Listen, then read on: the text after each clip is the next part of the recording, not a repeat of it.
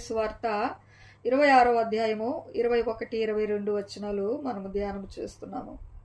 వారు భోజనము చేయుచుండగా ఆయన, మీలో ఒకడు నన్ను అప్పగించునని మీతో నిశ్చయముగా చెప్పుచున్నానెను.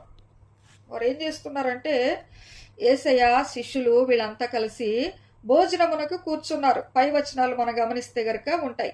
మనము సిలువకు సంబంధించింది మాత్రం మనం తీసుకుంటున్నాము.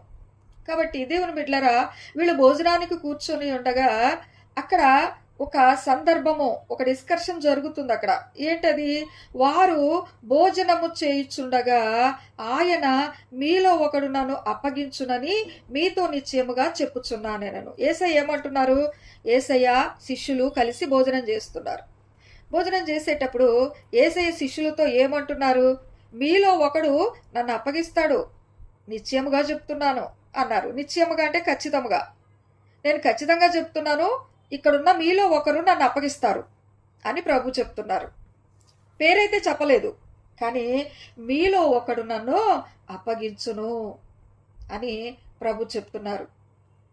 అందుకు వారు బహుదుఃఖపడి, వారేం చేశారు? అందుకు వారు బహుదుఃఖపడి